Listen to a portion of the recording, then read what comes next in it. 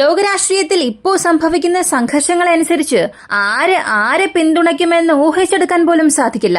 ഇപ്പോൾ സംഭവിക്കുന്ന ഒരു പ്രധാനപ്പെട്ട കാര്യം അമേരിക്ക റഷ്യയ്ക്ക് അനുകൂലമായി ചില കാര്യങ്ങൾ ചെയ്യാൻ തുടങ്ങുകയും ഉക്രൈൻ പ്രശ്നത്തിൽ എത്രത്തോളം വലിയ കാര്യമാണോ എടുത്തത് അതിനേക്കാൾ എത്രയോ മടങ്ങ് കൂടുതലായി റഷ്യയ്ക്ക് ഉപകാരം ചെയ്യുന്ന രീതിയിൽ ഒരു വലിയ കാര്യം, അതും സിറിയയെ സംബന്ധിക്കുന്ന ഒരു തീരുമാനം എടുക്കാൻ പോകുന്നു. അത് എന്താണെന്ന് അറിയണ്ടേ? ഉക്രൈന് ശേഷം റഷ്യയ്ക്ക് വളരെ പ്രധാനപ്പെട്ട ഒരു അസറ്റ് അല്ലെങ്കിൽ മിഡിൽ ഈസ്റ്റിൽ അവരുടെ ഒരു ഫുട് പ്രിന്റ് ഉണ്ടാകണമെന്നുണ്ടെങ്കിൽ അതിനവർക്ക് ഹെമിംഗ് എയർബേസും ടോട്ടസ് നേവൽ ബേസും വളരെ പ്രധാനപ്പെട്ടതാണ്. അത് വീണ്ടും റഷ്യൻ കൈകളിലേക്ക് വരാനുള്ള ഒരു വലിയ സാഹചര്യം ഇപ്പോൾ ഉണ്ടായിട്ടുണ്ട്. ഇതിനെക്കുറിച്ചുള്ള വാർത്തകളാണ് ഈ വീഡിയോയിലൂടെ നമ്മൾ അറിയാൻ പോകുന്നത്.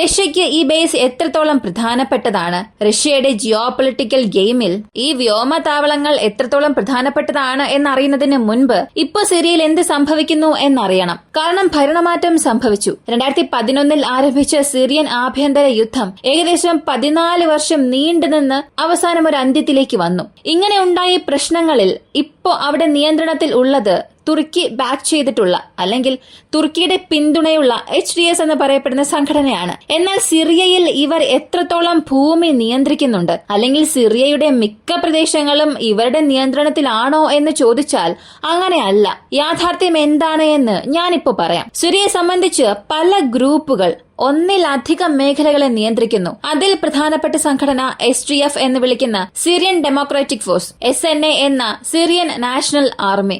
ഇവർ നേരിട്ട് തുർക്കി നിയന്ത്രിക്കുന്ന ഒരു ഗ്രൂപ്പാണ്. മറ്റൊന്ന് HDS എന്ന് പറയപ്പെടുന്ന സംഘടന. വീണ്ടും അവിടെയുള്ള ധാരാളം ന്യൂനപക്ഷ സംഘടനകൾ, അമേരിക്ക ബാക്ക് ചെയ്തിട്ടുള്ള സംഘടനകൾ. ഇതിൽ മുഴുവൻ സിറിയൻ ഭൂപ്രദേശങ്ങളിലും 5-ൽ 1 പ്രദേശം അല്ലെങ്കിൽ ഒരു 6-ൽ 1 പ്രദേശം മാത്രമാണ് ഇപ്പോ ഈ HTS എന്ന സംഘടനയുടെ നിയന്ത്രണത്തിൽ ഉള്ളത്. വ്യക്തമായി വീണ്ടും പറഞ്ഞാൽ ഈ മാപ്പ് നിങ്ങൾ നോക്കുക. ഇതിൽ ചുവന്ന നിറത്തിൽ കാണുന്നത് അത് മാത്രമാണ് ഇപ്പോ സിറിയ ഭരിക്കുന്ന സംഘടനയുടെ നിയന്ത്രണത്തിലുള്ള പ്രദേശം. മറ്റൊന്നും ഇവരുടെ നിയന്ത്രണത്തിൽ ഇല്ല. ഭൂപ്രദേശം വൈസ് നോക്കുകയാണെങ്കിൽ SDF എന്ന സിറിയൻ ഡെമോക്രാറ്റിക് ഫോഴ്സസിന്റെ നിയന്ത്രണത്തിലാണ് കൂടുതൽ ഭൂപ്രദേശവും ഉള്ളത്. എന്നാൽ തലസ്ഥാനത്തെ ഇവർ പിടിച്ചെടുത്തതുകൊണ്ട് മുഴുവൻ സിറിയയുടെ ഭരണാധികാരവും ഇവരുടെ കൈകളിലേക്ക് വന്നു. അങ്ങനെ ഇവർ ഭരണത്തിൽ വന്നതിനു ശേഷം ഇതിനകം അസാദിന്റെ നിയന്ത്രണത്തിലുണ്ടായിരുന്ന പ്രദേശങ്ങളും ഗവൺമെന്റും ഇവരുടെ നിയന്ത്രണത്തിലേക്ക് വന്നു. ഇങ്ങനെ പിടിച്ചെടുത്തതിനു ശേഷം എല്ലാവർക്കും ഉണ്ടായ ഒരു ചോദ്യം, റഷ്യയുടെ നിയന്ത്രണത്തിൽ ഇവിടെ 2 പ്രധാനപ്പെട്ട സൈനിക താവളങ്ങൾ ഉണ്ടായിരുന്നു. ഒന്ന് ടോട്ടസ് നേവൽ ബേസും മറ്റൊന്ന് ഹെമിംഗ് എയർബേസും.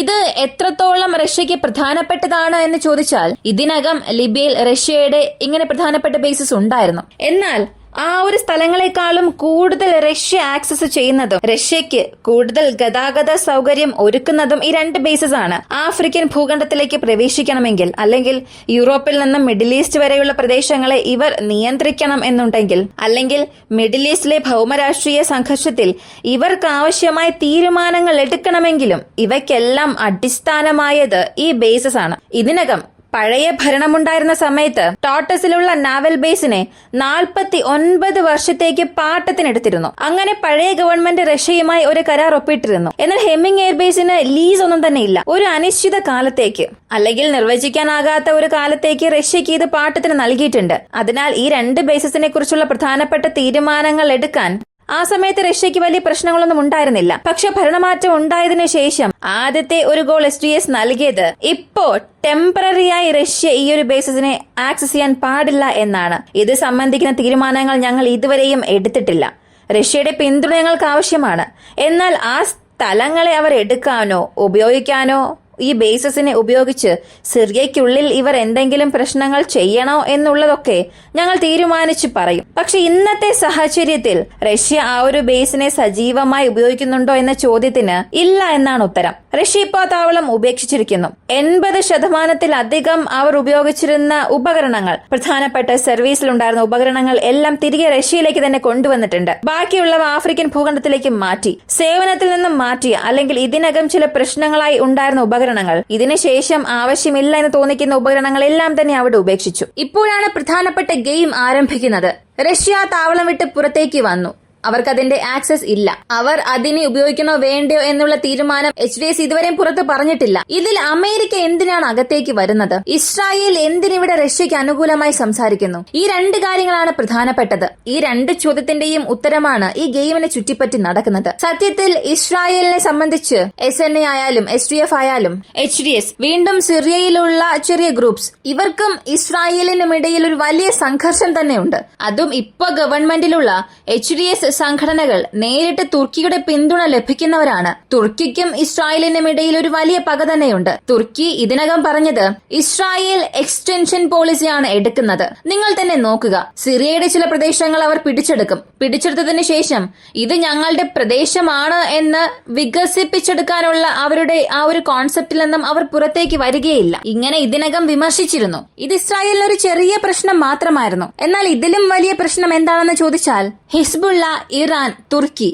HDS, ഈ 4 സംഘടനകൾ, ഈ 4 പേർക്കും ഇടയിലുള്ള ബന്ധമെന്നത് തീവ്രമാകാൻ തുടങ്ങിയിട്ടുണ്ട്, ശക്തമാകാൻ തുടങ്ങി. സിറിയയിൽ നിന്നും മാത്രമാണ് ലബനിലുള്ള ഹിസ്ബുള്ള സംഘടനയ്ക്ക് ആയുധങ്ങൾ വരൂ. അതും പ്രധാനമായി ചില പ്രത്യേക മലപ്രദേശങ്ങളുണ്ട്. ഇതിനകം ഇസ്രായേൽ ആ റൂട്ട്സിനെ എല്ലാം നശിപ്പിച്ചു. എന്നാൽ കഴിഞ്ഞ 30 ദിവസമായി, അതായത് കഴിഞ്ഞ ഒരു മാസത്തിൽ മാത്രം ഈ പ്രദേശങ്ങളിൽ നവീകരണ ജോലികളെല്ലാം പുരോഗമിക്കുന്നുണ്ട്. ട്രക്ക് ട്രാഫിക് ഉണ്ട്. ലബനിൽ നിന്നും സിറിയയ്ക്കുള്ളിലേക്ക് വരുന്ന ട്രാഫിക് ആയാലും സിറിയയിൽ നിന്നും ലബനിലേക്ക് പോകുന്ന ട്രാഫിക്കും 200 മടങ്ങ് അധികമായിട്ടുണ്ട്. ഇത് കാരണമായി കാണിച്ച് ഇസ്രായേൽ പറഞ്ഞത് ഇറാന്റെ സഹായം ഹിസ്ബുള്ളയ്ക്ക് വീണ്ടും ലഭിക്കാൻ തുടങ്ങിയിട്ടുണ്ട്. ഇറാൻ വഴി HDS സംഘടനകൾക്ക് ആയുധങ്ങൾ കൈമാറ്റം ചെയ്യുകയും അവരുടെ പക്കൽ നിന്ന് ഹിസ്ബുള്ളയിലേക്ക് അത് പോകുന്നുണ്ട് എന്ന ഒരു വലിയ കുറ്റാരോപണം നടത്തി. ഇപ്പോ അമേരിക്ക ഈ ഗെയിമിനുള്ളിലേക്ക് എങ്ങനെയാണ് വരാൻ സാധിക്കുക?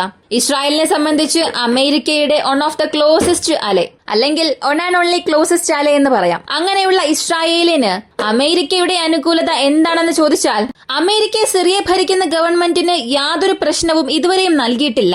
എന്നാൽ പകരം ചെയ്തത് ഈ ഗവൺമെന്റിന്റെ സാങ്ഷൻസ്, അതിനെ ലിഫ്റ്റ് ചെയ്യാനുള്ള എന്തെങ്കിലും കാര്യം സംസാരിച്ചോ എന്ന് നോക്കിയാൽ അതുമില്ല. ഇപ്പോ റഷ്യയുടെ നാവൽ ബേസസ് ഇസ്രായേലിന്റെ സംരക്ഷണത്തിന് വേണ്ടി വീണ്ടും റഷ്യയ്ക്ക് നൽകേണ്ടത് അമേരിക്കയുടെ ഒരു ആവശ്യമാണ്. അതിനാൽ അമേരിക്ക ഈ ഗവൺമെന്റിന്റെ സാങ്ഷൻസ് ലിഫ്റ്റ് ചെയ്യുന്നത് മാറ്റിവെച്ചിട്ട് ഈ ബേസസിനെ റഷ്യയുടെ ആക്സസിലേക്ക് കൊണ്ടുവരാനുള്ള ഒരു പ്രഷർ ആ ഗവൺമെന്റിന് കൊടുക്കാനുള്ള സാധ്യതയുണ്ടായിട്ടുണ്ട്. പുറമേ കാണുമ്പോൾ ഒരു ചെറിയ ഗെയിം പോലെ തോന്നാം, പക്ഷേ ഇത് ഇസ്രായേലിന്റെ ഉത്തേജനത്തിന്റെ പേരിൽ മാത്രം നടക്കുന്ന ഒരു ഭൗമ രാഷ്ട്രീയ ഗെയിം മാത്രമാണ്. അതിനുള്ള കാരണങ്ങൾ എന്താണെന്നും പറയാം. റഷ്യയുടെ മിലിറ്ററി പ്രസൻസ് സിറിയയ്ക്കുള്ളിൽ ഉണ്ടായിരുന്നതുവരെയും ഇസ്രായേലിനും അതൊരു ഉപകാരമായിരുന്നു. എത്ര തന്നെ ഇസ്രായേലിന് സിറിയയിൽ പ്രശ്നം ഉണ്ടെങ്കിലും റഷ്യയ്ക്കും ഇസ്രായേലിനും ഇടയിൽ നല്ലൊരു ബന്ധമുണ്ടായിരുന്നു. ഇതിന് നല്ലൊരു ഉദാഹരണം പറയണമെങ്കിൽ F-35ഉം S-400ഉം സെയിം റേഞ്ചിൽ അടുത്തടുത്തുണ്ടായിരുന്ന ഒരേയൊരു സ്ഥലം ഇതാണെന്ന് പറയാം. അത്രത്തോളം ക്ലോസസ്റ്റ് ഡിസ്റ്റൻസ്. ഈ 2 സൂപ്പർ എനിമീസും ഏതൊരു സ്ഥലത്തും ഇത്രത്തോളം അടുത്ത് കണ്ടുമുട്ടിയിട്ടില്ല. അതേസമയം F-35 അകത്തേക്ക് വരുന്ന സമയം S-400നെ ഉപയോഗിക്കുന്നത് റഷ്യ കുറയ്ക്കും. മുൻകൂട്ടി തന്നെ വിവരങ്ങളെല്ലാം അറിയിക്കുകയും ഈ 2 രാജ്യങ്ങൾക്കും മധ്യേ ഒരു നല്ല കോർഡിനേഷനോടുകൂടി മാത്രമേ ഈ ആക്രമണങ്ങളെല്ലാം നടത്തിയിരുന്നുള്ളൂ. റഷ്യ എത്രത്തോളം മിലിറ്റൻസിനെ ആക്രമിച്ചോ അത് ഇസ്രായേലിന് ഇൻഡയറക്റ്റ് സപ്പോർട്ടായി മാറി. അതുപോലെ റഷ്യയ്ക്ക് എതിരായിട്ടുള്ള സംഘടനകളിൽ ഇസ്രായേൽ ആക്രമണം നടത്തുമ്പോൾ, ഇസ്രായേൽ അവരുടെ വാർപ്ലെയിൻസ് ഉപയോഗിച്ച് ആക്രമിക്കുമ്പോൾ അത് റഷ്യയ്ക്കും ഫേവറായി മാറി. അപ്പോൾ വീണ്ടും ഈ നാവൽ ബേസ്, എയർ ബേസ് എന്നത് റഷ്യയുടെ പക്കൽ കൈമാറിയാൽ അത് ഇസ്രായേലിന് വലിയൊരു സഹായമായി മാറും. എന്നാൽ തുറന്നു പറയണമെന്നുണ്ടെങ്കിൽ അമേരിക്ക ഇതിന് സമ്മതിക്കാനുള്ള സാധ്യത വളരെ കുറവാണ്. കാരണം മിഡിൽ ഈസ്റ്റിൽ ഇപ്പോഴുള്ള ജിയോപൊളിറ്റിക്സ് ഗെയിമിൽ റഷ്യയ്ക്ക് ഏതൊരു സ്ഥലത്തും അതൊന്നും ഫേവർ അല്ല. മാത്രമല്ല, ഈ മിലിറ്ററി എന്ന പെർസ്പെക്റ്റീവ് മാത്രം നോക്കാതെ അവിടെയുള്ള ജനങ്ങൾക്ക് ആര് കൂടുതൽ സഹായം ചെയ്തു എന്ന് നോക്കിയാൽ, അമേരിക്ക എടുത്താൽ world health organisation, UNICEF, red cross ഇങ്ങനെയുള്ള സംഘടനകൾ വഴി 75%-ലധികം സഹായം മുഴുവൻ സിറിയൻ ജനങ്ങൾക്കും ചെയ്തിട്ടുണ്ട്. എന്നാൽ റഷ്യ ചെയ്ത സഹായം അസാദ് ഗവൺമെന്റിന്റെ നിയന്ത്രണം എവിടെയെല്ലാമായിരുന്നു ഉണ്ടായിരുന്നത്, അവിടെയാണ് റഷ്യയുടെ സഹായങ്ങളെല്ലാം പോയത്. കൂടാതെ റഷ്യയുടെ പക്കൽ നിന്നും പോകുന്ന ഇന്ധനം, ഗോതമ്പായാലും ഇങ്ങനെ വരുന്ന വസ്തുക്കളെല്ലാം ഈ ഗവൺമെന്റ് വഴി ഡിസ്ട്രിബ്യൂട്ട് ആകുന്നത് കൊണ്ട് അത് എത്തേണ്ട സ്ഥലങ്ങളിൽ എത്തിച്ചേർന്നിട്ടില്ല. ഇത് റഷ്യയ്ക്കൊരു വലിയ ബ്ലാക്ക് മാർക്കായി മാറി. എന്നാൽ ഇതിന് പകരം പല ടൺ ഫോസ്ഫറസ് സിറിയയിൽ നിന്ന് റഷ്യയിലേക്ക് പോയിട്ടുണ്ട്. ഈ ഫോസ്ഫറസ് മാത്രമല്ല, പ്രധാനപ്പെട്ട ചില റെയർ എർത്ത് എലമെന്റ്സും ക്രൂഡ് ഓയിൽ, പെട്രോളിയം പ്രോഡക്ട്സ് എല്ലാം റഷ്യയ്ക്ക് സിറിയ കൈമാറിയിട്ടുണ്ട്. ഈ സിവിൽ വാർ ആരംഭിക്കുന്നതിന് മുൻപ് 1990 മുതൽ 2010 വരെയും നോക്കിയാൽ ആയിരക്കണക്കിന് ബാരൽസ് ഒരു ദിവസം തന്നെ സിറിയ ഉൽപ്പാദിപ്പിച്ചുകൊണ്ടിരുന്നു. എന്നാൽ 2015 തുടങ്ങിയപ്പോൾ വെറും 17,000 ബാരൽസ് മാത്രമേ അവരെ കൊണ്ട് ഉൽപ്പാദിപ്പിക്കാൻ സാധിച്ചുള്ളൂ. അത്രത്തോളം കുറവായിരുന്നു ഉൽപ്പാദനത്തിൽ സംഭവിച്ചത്. ഇതൊരു കാരണമായി കാണിച്ച് റഷ്യയും അവിടെ നിന്ന് ഒരുപാട് എടുത്തിട്ടുണ്ട്. അതേസമയം റഷ്യ ഒരുപാട് കൊടുത്തിട്ടുമുണ്ട്. പക്ഷേ കൊടുത്തതൊന്നും ശരിയായ കൈകളിലേക്ക് പോയി ചേർന്നിട്ടില്ല, അവിടെ ഉണ്ടായിരുന്ന ഗവൺമെന്റ് കാരണം. എന്നാൽ അമേരിക്ക ഒരുപാട് സഹായം ചെയ്തു, അതൊരിക്കലും നിഷേധിക്കാനും പാടില്ല. അപ്പോ ഈ ജിയോപൊളിറ്റിക്സ് ഗെയിമിൽ റഷ്യയുടെ ഈ എയർബേസസ്, നേവൽ ബേസസ് വീണ്ടും റഷ്യയ്ക്ക് ലഭിക്കുന്നതിന് ഒരു ഗോൾഡൻ ഓപ്പർച്യൂണിറ്റിയായി ഇത് മാറിയിട്ടുണ്ട്. കാരണം സിറിയയുടെ ഇപ്പോഴുള്ള നേതാവ് ഇന്നുവരെയും യാതൊരു സ്റ്റേറ്റ്മെന്റും നൽകിയിട്ടില്ല. റഷ്യയെ ഞങ്ങൾ പുറത്തു പോകാൻ പറയുന്നു, അല്ലെങ്കിൽ റഷ്യ ഇവളുടെ ഹോൾഡ് ചെയ്യാം, ഇങ്ങനെ യാതൊരു സ്റ്റേറ്റ്മെന്റും പറഞ്ഞിട്ടില്ല. ഇതിനകം തുർക്കിക്കും റഷ്യയ്ക്കും ഇടയിൽ നല്ലൊരു ബന്ധം ഉണ്ട്, ഇസ്രായേലിനും റഷ്യയ്ക്കും ഇടയിലും നല്ലൊരു ബന്ധമുണ്ട്. അപ്പോ ഈ ഒരു ഗെയിമിനെ ശരിയായി എക്സിക്യൂട്ട് ചെയ്യുകയാണെങ്കിൽ വീണ്ടും സിറിയയ്ക്കുള്ളിൽ റഷ്യയുടെ നാവൽ ബേസ്, എയർ ബേസ് ആക്റ്റീവ് ചെയ്യുന്നത് ആരെ കൊണ്ടും തടയാൻ സാധിക്കില്ല. എന്നാൽ ഇത് സംഭവിക്കുമോ എന്നുള്ളതാണ് ഒരു വലിയ ചോദ്യം. ഇതിനുള്ള ഉത്തരം നിങ്ങൾക്കറിയാമെന്നുണ്ടെങ്കിൽ കമന്റിൽ പറയുക. ഈ ഒരു വീഡിയോയെ കുറിച്ചുള്ള നിങ്ങളുടെ അഭിപ്രായങ്ങളും കമന്റിൽ പ്രതീക്ഷിക്കുന്നു. വീഡിയോ ഇഷ്ടമായാൽ ലൈക്ക് ചെയ്യുക. ഇങ്ങനെയുള്ള വീഡിയോസ് കാണാൻ താല്പര്യമുള്ളവരാണ് നിങ്ങളെങ്കിൽ ഇപ്പൊ തന്നെ നമ്മുടെ ചാനൽ സബ്സ്ക്രൈബ് ചെയ്യുക. മറ്റൊരു വീഡിയോയുമായി വീണ്ടും കാണാം.